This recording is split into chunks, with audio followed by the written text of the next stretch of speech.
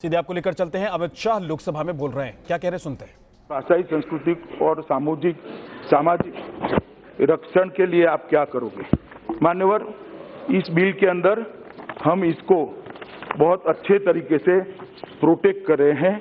मैं इस सदन के सामने पढ़ना इसलिए चाहता हूं कि पूर्वोत्तर के अंदर या तो समझकर या तो समझे बगैर ढेर सारे लोगों के मन में एक भय खड़ा करने का प्रयास हो रहा है और किसी को भय आक्रांतित होने की जरूरत नहीं है। इसलिए मैं इसको बहुत स्पष्टता के साथ यहाँ आपके सामने मान्यवर रखना चाहता हूँ। मान्यवर, सबसे पहले Arunachal Pradesh Bengal East Frontier Regulation Act के अनुसार कवर होता है और जो Bengal East Frontier Regulation Act के अनुसार कवर होते हैं, इसको ये कानून का कोई डर रखने की जरूरत नहीं है। वहां ये कानून, ये नागरिकता अप्लाई नहीं होगी। नागालैंड पूरा थोड़ा हिस्सा छोड़कर इनर लाइन परमिट सिस्टम से प्रोटेक्टेड है, उनकी वो प्रोटेक्शन चालू रहेगा।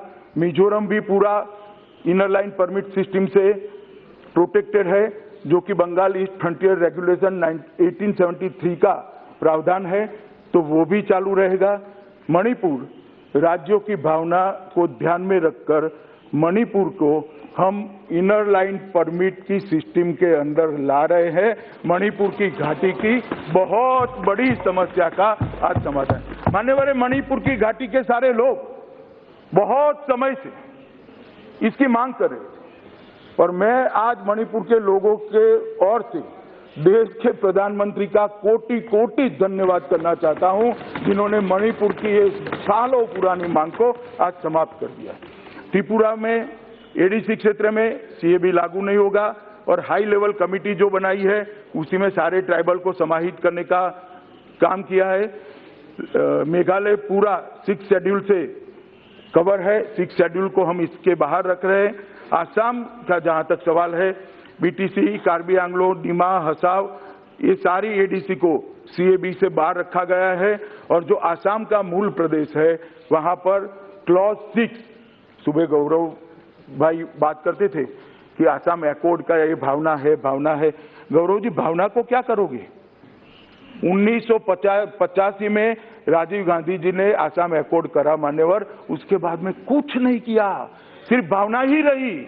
पहली बार क्लॉज 6 की कमेटी श्री नरेंद्र मोदी की सरकार ने बनाई है और आसाम के भाषाभाषी लोगों को उनकी संस्कृति और राजनीतिक पहचान को जिंदा रखने का आज एक प्रयास हम कर रहे हैं। क्या किया भाई बताओ। मैं आसाम की जनता को भी पूछना चाहता हूं इस सदन के माध्यम से कि जिन्होंने आसाम एकॉर्ड किया, इतने साल तक क्या किया। आसाम एकॉर्ड की कौन सी चीज को आप इंप्लीमेंट किया। एनआरसी किया ना जी, क्लॉज 6 किया ना जी, क्या किया तो 71 तक के सारे लोगों को लाकर बसा दिया। तो आसाम का क्या हुआ भाई, कुछ नहीं हुआ। 15 साल तक कांग्रेस का शासन वहां रहा, कोई नहीं बोला। अब जब हम लेकर आ रहे हैं, हम इस समस्या का समाधान कर रहे हैं, तब जाकर इसका विरोध किया जा रहा है। मान्यवर, मैं मानता हूं कि आसाम की 6 समुदाय, मोरन, मटक, टाई, अहोम, कोच, रजवंशी, सुतिया और टी ट्राइब, इसको भी अनुसूचित जाति के सदस्यता समाहित करने के लिए श्रीमान राजनाथ जी थे, तब से प्रयास हुआ है और इसमें भी हम आगे बढ़ रहे हैं।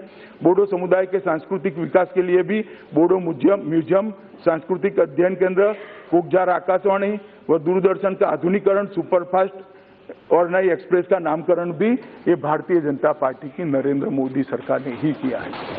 आसाम के इश्यू को भी हम इस प्रकार से मान्यवर एड्रेस कर रहे हैं।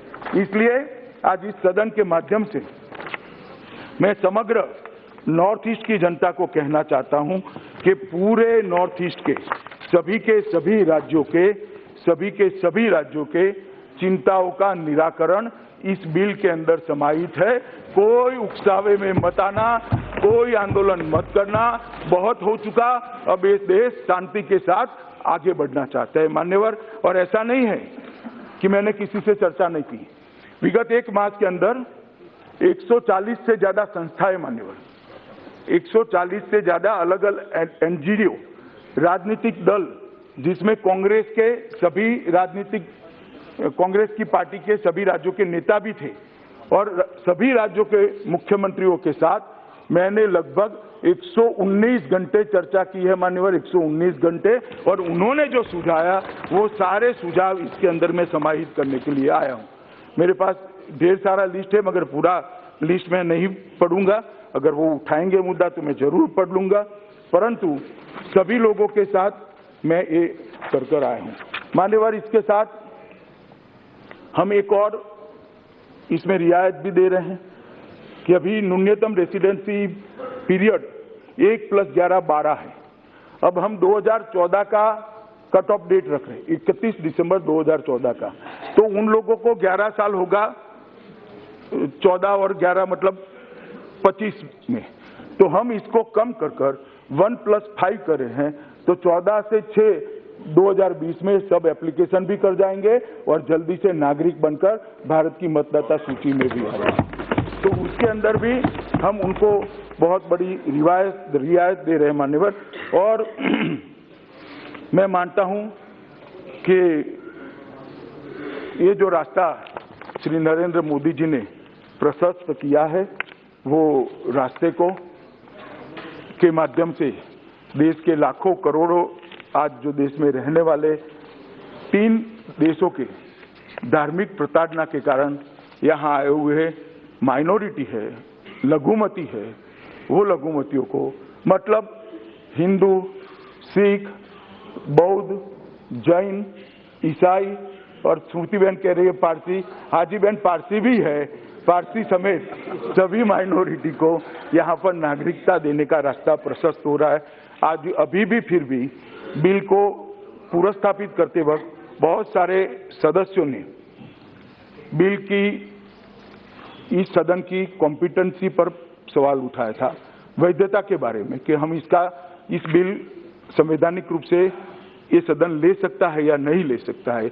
अभी भी किसी के मन में संशय है, प्लीज आपके वक्तव्य के अंदर जरूर सदन के पटल पर रखेगा।